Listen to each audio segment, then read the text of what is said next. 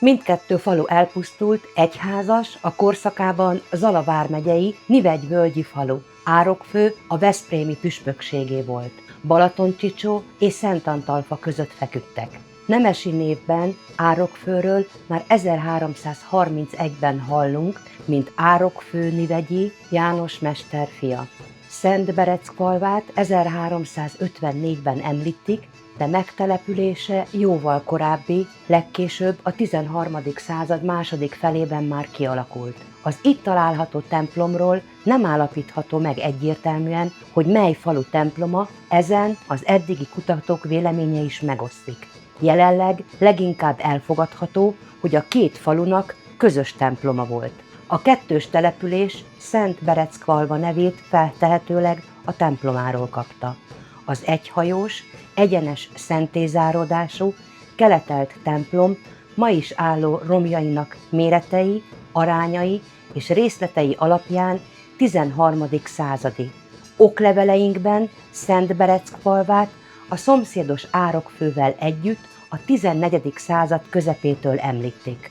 1336. március 13-án Pál, az almádi Boldogságos Szűzmonostor konvent apátja előtt Sebestyén mester, trencséni főesperes, Meskó-veszprémi püspök, királynéi kancellár, protonotáriusa, továbbá Gres-sümegyi várnagy, Jakab mester, a püspök aulájának bírája, Árokfői János fiai János és Péter, más herendi, Szent-Antal-falvi, Nivegy-Szent-Jakab-falvi nemesek, István egykori keszi alperes, János apáti pap, az almádi egyház jobbágyai, Szentbereckfalvi, szepezdi és dörgicsei nemesek fejenként egy budai márka erejéig kezességet vállaltak a Druget Vilmos nádor 1335. augusztus 15 után Tapolcán tartott kongregációján Meskó püspökkel szembeni hűtlenség bűnében elmarasztalt és a püspöknek kiszolgáltatott Szepezdi Péter fiaiért, Szabó Bendéért vállalva, hogyha Bedes Meskó püspöksége alatt újból hűtlenség bűnébe esne, a kezesek a püspöknek fizetnek 25 márkát, ha pedig megszökne a birtokáról, akkor birtoka a püspökre és a veszprémi egyház tulajdonába háromlik örök birtoklásra. 1353-ban János, veszprémi püspök és királynéi kancellár atyai háza egykori szolgálójának, Pál özvegyének, a veszprémi egyház árokfői jobbágya anyósának, Elena asszonynak az örökös hátrahagyása nélkül elhunyt Kozma fia Beke egykori egyházi nemes jobbágy árokfői telkét és tartozékait a káptalan beleegyezésével eladományozza. A tihanyi konvent 1341. évi oklevele szerint színe előtt megjelenve egyik részről Árokfői János, Meskó, veszprémi püspök, illetve a veszprémi káptalan nevében és megbízó levelével, más részről Ládi Rólánd fia János, a maga és Ládi Rőrinc fia István nevében, és elmondták, hogy a közöttük a Felkesziben lévő föld ügyében döntő bíráskodásnak kellett volna történnie, de fogott bírák közreműködésével megegyeztek. Ha Lóránd fia János a Felkeszi falu egyházával szemben lévő két telek ügyében az eskü az ország szokásának megfelelően hatodmagával leteszi a konvent színe előtt, akkor az a telkeket és haszonvételeiket nekik hagyja örök birtoklásra. János az esküt letette. 1348. október 19-én kelt János veszprémi kanonok bizonyságlevele arról a békés egyességről, melyet Henyei Kozma fia, Miklós és Jári Vid leánya, Katalin asszony egy részről és a nép szerint felsorolt árokfői, csicsói meg Szentandalfalvi nemesek, más részről Tagyon népei a nevezett Katalin asszony anyja, Elizánt asszony után megillető hitbér és nászajándék, valamint saját leánynegyede ügyében kötöttek a Nivegyvölgyben lévő birtokkal kapcsolatban, ami Olszuk közelében fekszik, alávetették magukat az általuk egyenlő számban választandó fogott bírák ítéletének.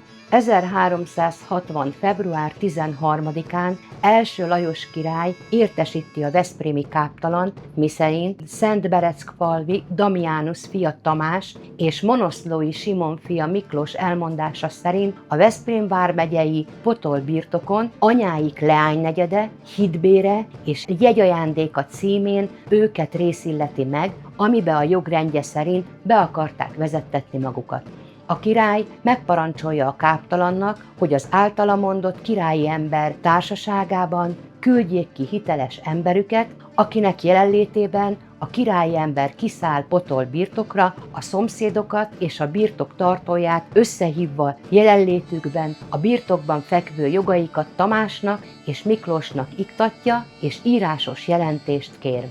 1365. május 15-én Bubek István országbíró, mivel a László veszprémi püspök és Monoszló fia György és más monoszlói nemesek birtokperében a március 19-e előtt elrendelt határjárás és megbecsültetés a fehérvári keresztes konvent szerint nem sikerült, meghagyja a fehérvári káptalannak, küldje ki bizonyságait, s kíséretükben a kijelölt királyi emberek október 6-án a határos birtokosok jelenlétében állapítsák meg Szentbereck határait a püspök, majd Monoszló birtokét az alperesek útmutatása szerint, és ha a felek egyetértenek, iktassák őket a nekik járó föld birtokába, ha pedig ellenkeznek, akkor becsüljék meg a vitás földet, megállapítván, hogy melyik fél által kijelölt határok a helyesebbek, ezerről szóló jelentést pedig november 8-ára kéri.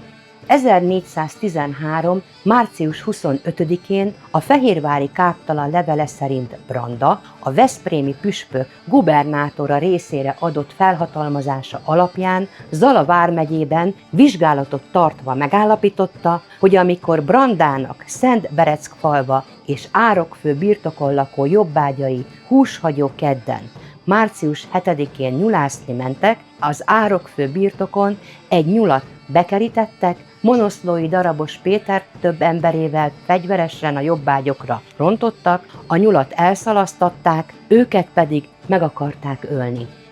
Árokfő az 1502. évi Dikalajstromban szerepel, azonban 1531-ben már nincs benne a dikajegyzékben, és ekkor már puszta.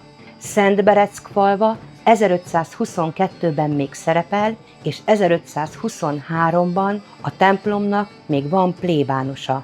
Az 1531-ben kiadott dikajegyzékben Árokfő már nagy pusztítás nyomait mutatja. 1534-ben Szentbereck Árokfő néven szerepel, bár ugyanebben az évben Árokfőt külön is említik. 1536-ban csak Árokfőről hallunk, viszont érdekesség, hogy 1542-ben Szentbereckfa adózói között tartják nyilván Árokfői Balást, Gáspárt és Domokost, a veszprémi püspök prediális nemeseit, így a két település közelsége nem vitatható. 1543-ban mindkettőt említik. A megye régészeti topográfiája a kettőt azonos helységnek tartja, amelyet időnként kétféleképpen neveznek. A legvalószínűbb, hogy eredetileg két falu volt, amely később közelsége okán összeépült. Mindkettőt az 1548-as török hadjárat pusztította el, és utána Árokfőnél időnként írnak le lakót vagy lakókat, és a templomnak 1550-ben már nincs plébánosa. Szentbereckfalvát 1555 után többé már nem írták össze. Árokfő egy kis időre benépesül, és 1557-ben Török Ferenc pápai várkapitány a település 2 jobbágyát hurcolja el és veti börtönbe. 1572-ben Árokfőt a török által felégetett puszta községnek írják le, bár néhány jobbágy telkét még összeírták a dikátorok.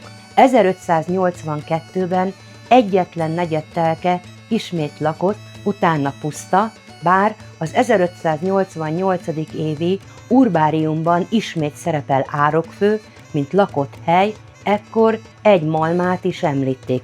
1596-ban mindössze 4 szegény prédiálista lakja. Árokfőt a 16. századi rovásadó összeírásokban legtöbbször Szentbereck falvával együtt sorolják fel, és a középkorban végig a veszprémi püspök sümegi uradalmához tartozik. Népessége örökös jobbágyokból és többségében egyházi nemesekből állt. 1601-ben említik Árokfő malmát, amelyért bérlője 1 forint évi árendát fizet.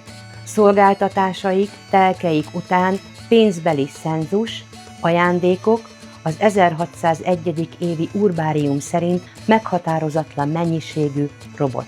Külön adó ekkor a szerbor, ami 3 pintes vödör. Utoljára az 1604. évi urbáriumban találkozunk vele, és többé nem települ újra, teljesen eltűnik. A 18. század elején ismét csak felprédált pusztának említik, 7 hold erdővel és 10 hold szántóval.